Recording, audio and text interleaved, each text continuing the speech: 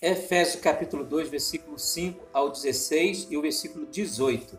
A palavra diz assim: E estando nós mortos em nossos delitos, nos deu vida juntamente com Cristo. Pela graça sois salvos, e juntamente com Ele nos ressuscitou e nos fez sentar nas regiões celestiais em Cristo Jesus. Porque, por meio dele, em um só Espírito, ambos temos acesso ao Pai. Como pecadores, precisamos do perdão e justificação de Deus. Mas como pessoas mortas, precisamos ser vivificados. Deus nos deu vida, dispensando sua vida eterna, que é o próprio Cristo, ao nosso espírito mortificado. Por meio do seu espírito de vida, ele nos vivificou com Cristo. Uma vez reconciliados com Deus, ainda havia a necessidade de judeus e gentios terem acesso ao Pai para desfrute. Estar no corpo é um fato, estar no espírito é a experiência. Embora estejamos no corpo, podemos não estar no espírito. Podemos antes vaguear em nossos próprios pensamentos. De fato, podemos ter Deus estando no corpo, mas se quisermos desfrutar o Pai na experiência, devemos estar no espírito.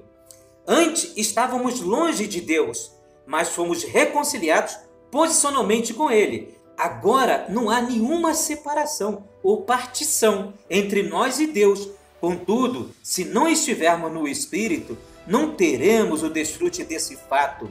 Portanto, a fim de desfrutar em experiência o que possuímos em posição, precisamos estar no Espírito. Quando o Espírito veio, ele veio com o Pai, no nome do Filho. Isso significa que quando o Espírito veio, o Filho veio. Portanto, quando o Filho vem, o Espírito também vem. O Espírito depois nos faz voltar ao Pai mediante o Filho. Isso é maravilhoso. Quando o homem pecou, ele caiu na sua posição original que ele tinha diante de Deus. Isso significa que antes do pecado entrar no homem, ele tinha acesso diretamente a Deus. Ele tinha comunhão com Deus no jardim do Éden. Deus tinha livre acesso ao homem, não havia barreira no homem que impedisse de Deus vir ter comunhão com o homem. E também não havia nenhuma barreira da parte de Deus em relação ao homem. Havia uma via de mão dupla liberada entre Deus vir e o homem poder ir a Deus. Por isso eles tinham uma comunhão maravilhosa. E Deus sempre conversava com Adão e com Eva, lhes falando várias coisas e também até ensinando-os. Principalmente por não haver nenhuma barreira no homem, havia a árvore da vida no meio do jardim do Éden. Também havia a árvore do conhecimento do bem e do mal, a qual foi proibida de comer, porque aquela árvore afastaria o homem de Deus, tornando o homem independente de Deus, e o homem passaria a confiar no seu próprio discernimento. O homem assumiria o controle da sua própria vida, se afastando de Deus. E o homem experimentou morte por meio dessa árvore do conhecimento do bem e do mal. Ela é a árvore da morte, tanto espiritual, psicológica e física. Mas eu quero frisar a árvore da vida. Então a árvore da vida, ela estava ali em livre acesso ao homem. Não havia barreira no homem. O homem havia criado de uma maneira neutra. Ele estava puro, sem nenhuma maldade, sem nenhum veneno da serpente dentro dele. Ele não havia caído ainda. Ele não havia desobedecido à palavra de Deus e tomando outro caminho além de Deus. Com isso, ele tinha comunhão com Deus, sendo treinado por Deus. Consequentemente, aos poucos, ele ia chegar até a árvore da vida. O fruto da árvore da vida é o próprio Deus em sua vida eterna. Ali estava o elemento divino.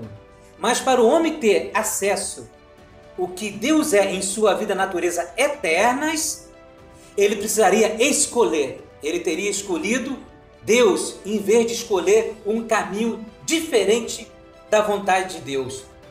Em vez de escolher a si próprio e querer exaltar a si próprio, ele estaria exaltando a Deus ao comer do fruto da árvore da vida. Consequentemente, o homem seria santo como Deus é santo, o homem não pecaria mais, porque Deus é incorruptível, Deus não pode pecar, e ele, com uma natureza humana tão elevada que ele tinha antes de cair no pecado, e mais a natureza divina, inesgotável, eterna e poderosa, facilmente ele teria lidado com Satanás, teria derrotado o inimigo já naquela época. Então, irmãos, eu quero frisar esse ponto importante para elucidar o pano de fundo que está por trás dessa história, que é importantíssimo entendermos e assimilarmos.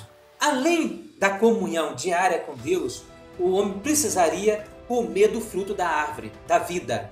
Com isso, Deus não estaria só por fora do homem, abençoando ele com todas as riquezas do jardim do Éden, abençoando ele com a presença santa de Deus, que trazia satisfação, que trazia alegria, mas Deus entraria para dentro do homem, fazendo do homem a sua morada, fazendo do homem o seu representante a nível de governar e dominar a terra inteira, segundo a vontade de Deus, a autoridade de Deus, e o homem estaria expressando Deus. O homem seria imbatível numa condição dessa maravilhosa. Mas nós sabemos claramente que isso não ocorreu. Pelo contrário, o homem tomou o caminho do fruto proibido, da árvore do conhecimento do bem e do mal. Trouxe um caos para toda a criação de Deus. Destruição, corrupção. O homem se tornou pecaminoso. Então, numa condição dessa, jamais o homem poderia receber o próprio Deus no seu interior como vida eterna. O homem se tornou uma raça caída, injusta. A partir desse momento começou a se rebelar contra Deus, começou a ofender a glória de Deus, porque sem a vida de Deus é impossível Deus ser glorificado no homem. Então o homem já não tinha mais a glória de Deus no seu interior para manifestá-lo. O homem era impuro, injusto, pecaminoso, já não podia ter a natureza santa de Deus para expressar os atributos do ser de Deus. E o homem ofendeu a justiça de Deus, porque ele se tornou injusto. O homem ficou separado de Deus. Como diz Romanos, capítulo 3, versículo 23. Todos pecaram e separados estão da glória de Deus. Agora nós vamos entender por que nós precisamos da obra do Pai, do Filho e do Espírito. Antes, o Filho não tinha nenhuma necessidade de vir morrer por nós. Então entrou o pecado, aí sim Deus enviou o Filho para nos justificar através da obra redentora na cruz, ele morrendo em nosso lugar. Uma vez que o Filho veio e nós o recebemos, nós nos tornamos filhos de Deus e assim o caminho da árvore da vida, que é o próprio Deus em vida e natureza, foi restaurado. Aquele caminho lá no jardim do Éden, logo após o homem pecar, o que Deus fez? Deus botou um querubim, uma espada em fogo, incendiada, protegendo o caminho da árvore da vida, porque o homem, numa condição pecaminosa, não era mais digno, tinha perdido o direito de ter acesso diretamente a Deus em sua vida eterna e possuir Deus. O homem perdeu todo esse acesso, o homem não tinha esse acesso. Uma vez que Jesus veio e morreu na cruz e nós o recebemos e fomos identificados em sua morte, o caminho foi restaurado. Essa é a parte que o Filho vem até nós, é a primeira parte.